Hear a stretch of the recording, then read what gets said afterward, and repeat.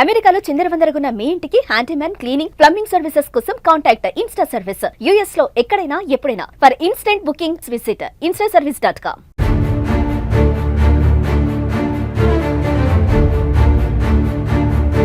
Los Angeles లో ICE వ్యతిరేక అల్లర్లు తీవ్ర స్థాయికి చేరాయి. నిరసనకారులు అమెరికా జెండాలను తగలబెట్టడం, ఉమ్మివేయడం వంటి షాకింగ్ వీడియోలు ఎక్స్ లో వైరల్ గా మారాయి. ఇమిగ్రేషన్ అండ్ కస్టమ్స్ ఎన్ఫోర్స్మెంట్ కు వ్యతిరేకంగా అమెరికా లాస్ ఏంజల్స్ లో జరుగుతున్న నిరసనలు తారాస్థాయికి చేరుకున్నాయి. ఈ నేపథ్యంలో తాజాగా ఓ వీడియో వైరల్ గా మారింది. పలువురు నిరసనకారులు అమెరికా జెండా మీద ఉమ్మేసి దానిని తగలబెడుతున్న దృశ్యాలు అమెరికాలో ఏం జరుగుతుందన్న ఆందోళన వెంటాడుతోంది.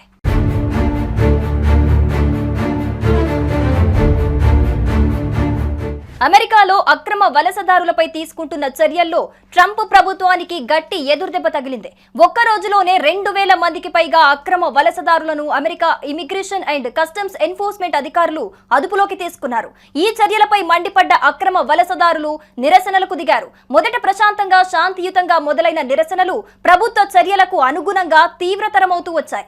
ఇప్పుడు ఈ నిరసనలు తారాస్థాయికి చేరుకున్నాయి. ఏకంగా పోలీసు పాట్రోలింగ్ కార్లకు నిప్పు పెట్టి ఐసీఈ అధికారులు పోలీసులపై రాళ్ల దాడి చేసి అక్రమ వలసదారులు విధ్వంసం సృష్టించారు.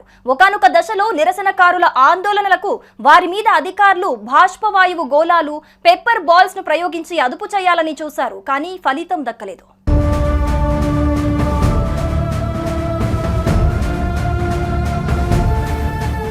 లాస్ ఏంజల్స్ వీధుల్లో అమెరికా జెండాలను కాల్చి ఉమ్మివేస్తున్నారు. ట్రంప్ రూల్స్ కు వ్యతిరేకంగా నినదిస్తున్నారు. అయితే అక్రమ వలసదారులు చేస్తున్న ఈ నిరసనల పట్ల అమెరికన్లు తీవ్రంగా మండిపడుతున్నారు.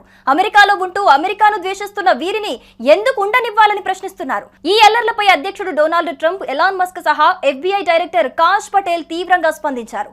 ఇలాంటి వారిని వెంటనే అరెస్ట్ చేసి తీవ్రంగా శిక్షించాలన్నారు.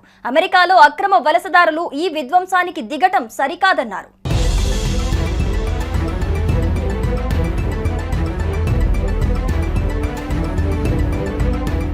లాస్ ఏంజల్స్ నగరం వ్యాప్తంగా ఐసీఈ అధికారులు ఆకస్మిక హై ప్రొఫైల్ ఇమిగ్రేషన్ రైడ్లు నిర్వహించారు. సరైన డాక్యుమెంట్లు లేని 118 మందికి పైగా వలసదారులను అరెస్ట్ చేశారు. వీరిలో చాలా మందికి క్రిమినల్ రికార్డ్స్ ఉన్నట్లుగా తెలుస్తోంది. లాస్ ఏంజల్స్ మాత్రమే కాదు, దేశవ్యాప్తంగా ఒక్క రోజులో ఏకంగా 2000 మందిని అధికారులు అదుపులోకి తీసుకున్నారు. ఈ పరిణామాలతో తమను టార్గెట్ చేస్తున్నారంటూ అనేక సమాజాలు భారీ వలసదారుల జనాభా నిరసనలు చేయటం మొదలెట్టాయి. జూన్ 6న తొలిసారి ప్రజలు వీధుల్లోకి ఆందోళన చేపట్టారు. ఆ వెంటనే అధికారులు భారీ ఎత్తున అరెస్టులు చేపట్టారు. అయినా నిరసనలు ఆగలేదు. 2 రోజుల్లో పరిస్థితి మరింత దిగజారిపోయింది. ఫెడరల్ ఏజెంట్లు, స్థానిక పోలీసులు, నిరసనకారుల మధ్య ఘర్షణ నెలకొంది.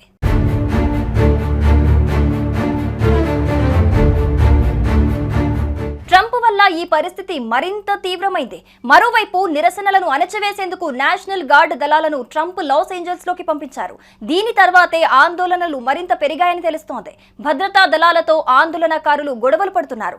కార్లను ధ్వంసం చేస్తున్నారు. కనపడిన వాటన్నింటినీ నిప్పంటిస్తున్నారు. నేషనల్ గార్డ్ దళాలను ట్రంప్ పంపడాన్ని కాలిఫోర్నియా గవర్నర్ గావిన్ న్యూసోమ్ వ్యతిరేకించారు. దళాలను వెనక్కి తీసుకోవాలని ట్రంప్ యంత్రాంగాన్ని అధికారికంగా కోరానని ఆయనన్నారు. ట్రంప్ జోక్యం చేసుకున్నంత వరకు మాకు పెద్ద సమస్య లేదు. ట్రంప్ రావటంతో రాష్ట్రం సార్వభౌమాధికారం దెబ్బతింది. ఘర్షణలు పెరిగాయి. కాలిఫోర్నియాకు అధికారాలను తిరిగివ్వండి అని పేర్కొన్నారు.